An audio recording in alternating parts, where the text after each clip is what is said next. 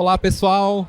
Hoje estamos aqui com o Paulo da Heckman em mais um novo episódio aqui no Power Podcast. Então, o objetivo aqui do nosso vídeo de hoje é a gente poder abordar o tema como que a IA impacta, né, o mercado e o segmento das empresas. E hoje aqui eu queria agradecer já de imediato, né, o Paulo da Heckman que está presente com a gente hoje. Vai falar um pouquinho sobre esse tema. Então, Paulo, muito obrigado pela presença. Eu queria iniciar até perguntando um pouquinho sobre a Heckman, né, para você contar um pouquinho da história da Heckman, esses 25 anos que vocês têm. Então, pode falar um pouquinho para a gente. Oi, Jonathan. Muito prazer estar aqui com você. Quero agradecer o convite, né, que a gente possa bater um papo aqui, que possa enriquecer o pessoal. Falando rapidamente da Heckman, nós somos uma empresa familiar, foi fundada pelo meu pai e por 2 tios. Até legal, porque a Heckman é Renato, Kiko e Mané.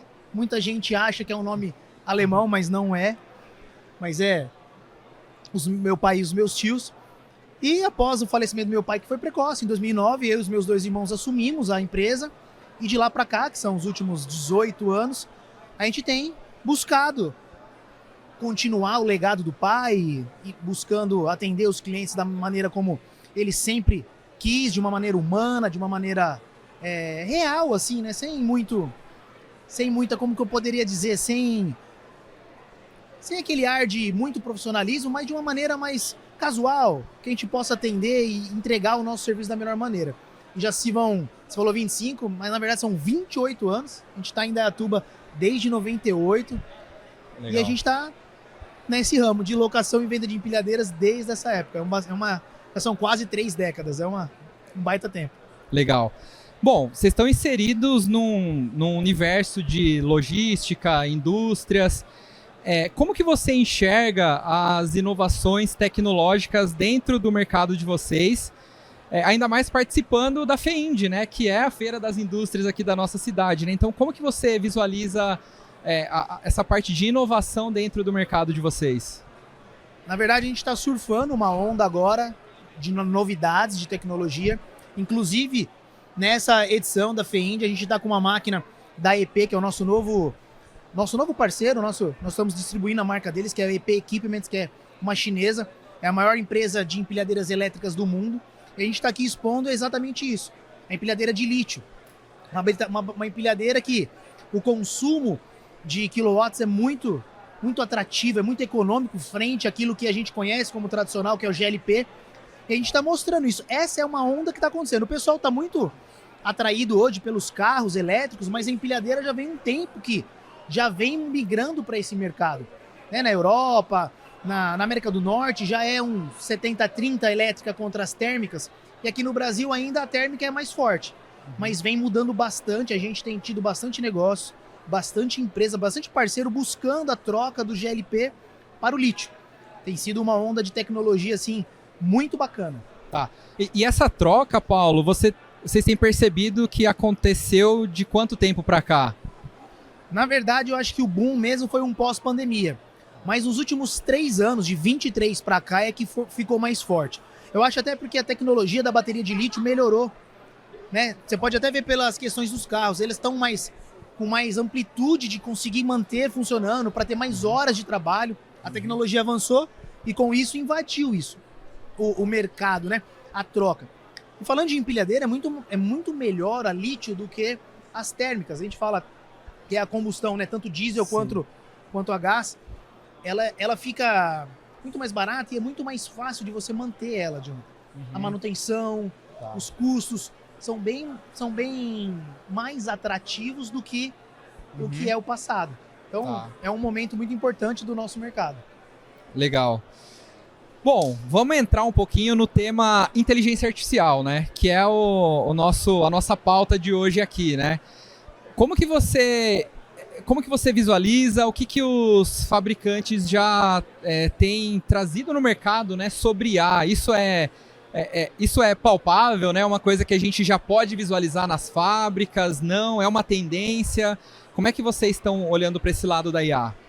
Olha, nós somos representantes de 2 marcas. A Paletrans, que é uma nacional, fica ali em Ribeirão Preto, e a EP, que é uma chinesa. Todas as duas têm migrado e buscado os projetos de empilhadeiras autônomas. Ou seja, empilhadeiras sem operadores, para poder viabilizar locais insalubres, para poder trabalhar de uma maneira geral. Então o mercado já vem buscando isso. Até nas últimas feiras que a gente participou junto, eles estão lá demonstrando essas máquinas sensorizadas, elas trabalhando sozinhas.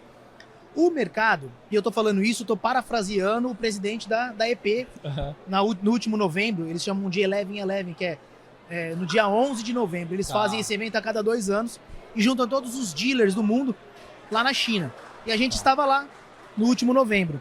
Legal. E as palavras deles foram, nós imaginávamos que a empilhadeira autônoma demoraria um pouco mais para poder se expandir no mercado. Porque você imagina, Jonathan, qualquer problema, uma caixa fora do lugar, ou um caminhão que atrasa, algo que saia do controle da programação da autônoma, porque vou ali, volto, subo e desço, ou um caminhão que para fora da faixa, um golinho, impacta, né? Impacta naquela programação. E ele falou, com a inteligência artificial, ele acredita que nos próximos 3 anos, as empilhadeiras autônomas vão começar a dominar as operações. Que alguns grandes players na Europa já estão testando isso, inclusive. Então você imagina, a inteligência artificial vai determinar o que é prioridade, o que deixa para lá ou não deixa, o que precisa ser feito agora, o que saiu do controle. Ela começa a fazer esses planos matemáticos e automaticamente, né, a inteligência artificial, ela consegue suportar e dirimir esses problemas. Ele falou que em máximo uns 3 anos ela vai conseguir melhorar, otimizar e fazer com que as empilhadeiras autônomas sejam mais rápidas. Porque um dos problemas hoje é que a empilhadeira autônoma ela é lenta. Se você comparar com um operador humano, ele consegue ter uma velocidade de carga e descarga dos caminhões ou de abastecimento de linha melhor do que a autônoma. Mas com a IA, ele acredita que vai conseguir alcançar ou até passar o que seria o humano. Foi bem bacana. Ele fez uma apresentação de mais de hora lá. Legal. Foi muito bacana a apresentação dele lá na China. Legal. Bom, como vocês estão muito envolvidos também com a parte de locação, você acredita que na parte de manutenção, né? Porque eu entendo assim, né? Eu conheço um pouco do mercado de vocês. Então, a locação, ela acaba gerando manutenção, né? Então, isso acaba sendo um serviço ali que vocês acabam fazendo no dia a dia. Você acredita que a IA ou os novos equipamentos, né? Com uma nova inteligência, eles vão poder também ser mais inteligentes a ponto de vocês mesmos, no dia a dia da manutenção, ganhar tempo? Foi abordado alguma coisa nesse sentido, né? Porque eu entendo que a manutenção é uma consequência da locação que vocês fazem, né? O que você vê um pouco desse lado de manutenção? Olha, o que eu vejo assim, né? A locação, como você disse, ela é um serviço. No fim do dia, a empilhadeira, ela é só um meio, ela é uma ferramenta. Então, vai ter as manutenções, porque esse tipo de serviço não vai acabar. Alguém vai precisar arrumar as máquinas. Então, vai continuar existindo. Acho que não vai... A gente vai estar bem distante ainda de ter um robô para arrumar a empilhadeira ou caminhão, alguma coisa desse tipo. Acho que não é esse o papo aqui. Mas em relação a modelos matemáticos, a IA já tem nos ajudado a prever o que vai quebrar primeiro. Se eu tenho um plano, hoje acontece assim, eu tenho lá um parque de máquinas, 15 máquinas, um cliente, por exemplo. Então eu tenho uma situação que uma máquina me deu problema. A IA, alguns softwares já consegue prever o que vai acontecer com as outras, me identificando os possíveis problemas antes que eles ocorram. Isso diminui a minha SLA no meu cliente. Ou seja, menos tempo de máquina parada, cliente mais satisfeito e uma operação mais enxuta, mais barata, tanto para mim quanto para o meu cliente, que é o que eu vendo para ele. Então hoje a IA já está fazendo isso. Ela fica falando, se atente a isso, se atente àquilo, talvez aquela operação tá assim, aquela máquina, você precisa ter uma atenção assim. Ela já vai me ajudando como se fosse um assistente técnico mesmo, né, de manutenção. Perfeito, perfeito. E falando também do segmento industrial, né, a gente sabe que a área da segurança ela acaba sendo muito importante, né? Então, existem diversos treinamentos. Eu acho que a questão da segurança ela acaba sendo importante por conta do cenário ali que está envolvido, né? Você já vê um pouco... É claro que isso não necessariamente a IA ela pode impactar, né? Mas você acredita que na parte de segurança do humano que está ali por trás, de alguma forma, ela também vai poder ajudar? Você já vê acontecendo menos acidentes dentro da indústria? Com os equipamentos, claro, né? Como que tem essa parte da segurança? Hoje, vou dar o exemplo da EP. Os equipamentos da EP eles já têm telemetria de série. Ou seja, então eu estou dentro de um barracão aqui, imagina um salão, e então é possível a gente saber onde está cada empilhadeira.